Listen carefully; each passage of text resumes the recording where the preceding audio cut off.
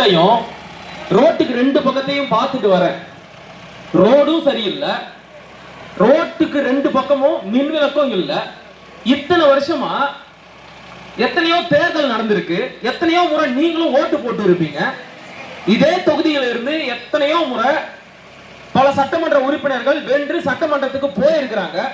ஆனா ஒரு தடவை கூட இந்த ஊருக்கு ரோடு ஒழுங்கா போடணும் அப்படின்னு அவங்களுக்கு தோணவே இல்லை. பாத்தீங்களா, ரோடும் இல்லை, ரோட்ல லைட்டும் இல்லை.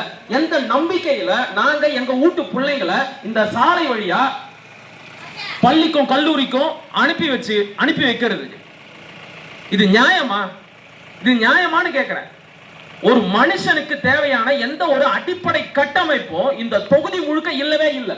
உங்க ஊர் மட்டும்தான் இப்படி இருக்குன்னு தயவு செஞ்சு நினைச்சாதீங்க. கடந்த 20 நாட்களாக இந்த தொகுதிக்கு உட்பட்ட பல கிராமங்கள்ல நான் சுத்திக்கிட்டு தான் இருக்கிறேன். எங்கேயுமே சரியான சாலைகள் இல்ல, சாலை ஓரங்கள்ல மின் விளக்குகள் இல்ல, ஊருக்குள்ள கழிவு நீர் வழிந்து ஓடக்கூடிய கால்வாய்கள் சரியா இல்ல, தெருவிலேயே கழிவு நீர் கால்வாய்கள் இருக்கு. இதுக்குதான் நீங்க எல்லாம் ஓட்டு போட்டீங்களா? இந்த ஏமாற்றத்தை சந்திக்க தான் நீங்க ஓட்டு போட்டீங்களா? இதுக்கு எதுக்கு ஓட்டு போடணும்? அமைதியா இருந்துடலாமே. நான் நாம் தமிழர் கட்சியோட வேட்பாளர்.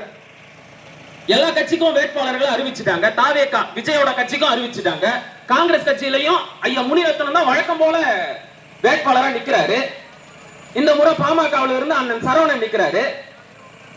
இவங்க எல்லாமும் நாளைக்கு உங்ககிட்ட ஓட்டு கேட்டு வரலாம். இவங்க எல்லாம் என்ன புதுசா ஓட்டு கேட்டு வராங்களா? சொல்லுங்க, நான் இப்பதான் வரேன். இவங்கெல்லாம் இதுக்கு முன்னாடி இந்த தொகுதியில் இருந்து வெற்றி பெறாதவங்களா? ஐயா முனிரத்னம் கடந்த 4 முறை இதே தொகுதியில் இருந்து சட்டமன்ற உறுப்பினர் ஆகியிருக்கிறாரு. இப்ப என்ன புதுசா ஆக போறாரா? 4 முறை சட்டமன்ற உறுப்பினர் ஆகி உங்க ஊருக்கு ரோடு போடாதவர் இதுக்கு அப்புறமும் செய்வாருன்னு நீங்க எப்படி நம்புறீங்க? எப்படி இந்த காங்கிரஸ் கட்சியை நம்பி, இந்த கை சின்னத்தை நம்பி ஓட்டு போடுறீங்க? ஒரு தடவை மாத்தி தான் போடுங்களேன். நாங்க என்னதான் பண்றோம்னு பாருங்களேன். என்ன மாதிரி அவங்களும் ராத்திரி நேரத்துல வருவாங்க. ஓட்டு கேட்டு இல்ல, ஓட்டுக்கு காசு கொடுக்கிறதுக்கு. ஓட்டுக்கு காசு கொடுக்கிறதுக்கு, காசு கொடுத்து ஓட்டு வாங்குறவன் உங்களுக்கு எப்படி நேர்மையா சேவை செய்வான்? 1 கோடி 2 கோடி 10 கோடி போட்டு மக்களுக்கு காசை கொடுத்து ஓட்டு வாங்கி ஜெயிக்கிறவன் போட்ட காசை எடுக்கணும்னு பாப்பானா, இல்ல ஜெயிச்சு வந்து இந்த மக்களுக்கு சேவை செய்யணும்னு பாப்பானா? போட்ட காசை எடுக்கணும்னு தான் பாப்பான். அவனை பொறுத்த வரைக்கும் தேர்தல் அப்படிங்கிறது வியாபாரம். நம்மளை பொறுத்த வரைக்கும் அடுத்து வரப்போற 5 ஆண்டுகளுக்கான நம்முடைய எதிர்காலம், அந்த எதிர்காலத்தை நல்லபடியா அமைச்சுக்கிறதுக்கும் நரகமா மாத்துறதும் நம்முடைய கையில தான் இருக்கு. நீங்க உங்களுடைய ஓட்டுரிமைய காசுக்கு வித்தீங்க அப்படின்னா கடைசி வரைக்கும் உங்க ஊரும் இப்படியே தான் இருக்கும், உங்களுடைய வாழ்க்கையும் இப்படியே தான் இருக்கும். என்னமா இது கொடுமை? என்ன கொடுமை? இந்த 2026ல சரியா ரோடு இல்லாத ஒரு ஊர், ரோட்டுக்கு ஓரத்துல மின்விளக்கு இல்லாத ஒரு ஊர், இது நியாயமா? இதுக்காக நீங்க ஓட்டு போட்டீங்களா? ஒரு முறை அன்பு மக்களே, ஒரு முறை தயவு செஞ்சு மாத்தி போடுங்க. அது ஒண்ணும் தப்பே கிடையாது.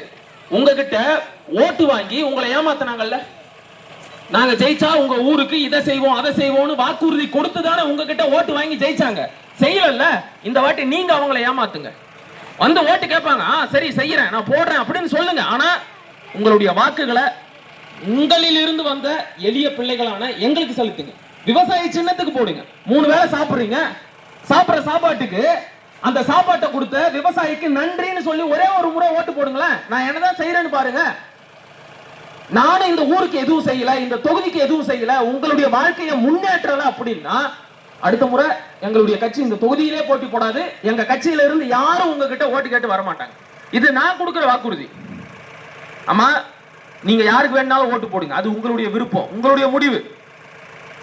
எனக்கு ஓட்டு கேட்க வேண்டியது என்னுடைய கடமை. அதைத்தான் நான் இப்ப கேட்டுக்கிட்டு இருக்கிறேன். உங்க கையில கொடுத்திருக்கிற துண்டறிக்கையை முழுசா படிங்க, படிச்சு எது நல்லதுன்னு சிந்திச்சு ஓட்டு போடுங்க. ஆனா தயவு செஞ்சு சொல்றேன், காசுக்கு மட்டும் ஓட்டை வித்துறாதீங்க. அதை விட கேவலம் அசிங்கம் வேற எதுவுமே கிடையாது.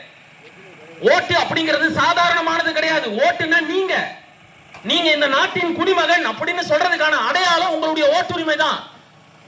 ஏழை எளிய மக்களான நமக்கும் ஒரு ஓட்டு தான். இந்த நாட்டிலேயே மிகப்பெரிய பணக்காரரான அம்பானிக்கும் ஒரு ஓட்டு தான். அப்படி எல்லாருமே இந்த நாட்டுல ஒண்ணு அப்படின்னு தான் எண்ணப்படுவாங்க. பணக்காரனா இருக்கிறதுனால அம்பானிக்கு 2 ஓட்டு கிடையாது, ஏழையா இருக்கிறதுனால எனக்கு ஓட்டு இல்லைன்னு ஆயிடாது. எல்லாருக்கும் ஒரு ஓட்டு இருக்கு. அப்ப அப்படிப்பட்ட ஓட்டை வித்தீங்க அப்படின்னா உங்களை நீங்களே வித்துக்கிறதுக்கு சமம். உங்களை நீங்களே அடிமை அப்படின்னு எழுதி தர்றதுக்கு சமம். காசு கொடுக்குறாங்களா வாங்கிக்கோங்க, தப்பே கிடையாது. உங்ககிட்ட இருந்து கொள்ளடிச்ச காசு தான், உங்க பணம் தான், வாங்கிக்கோங்க.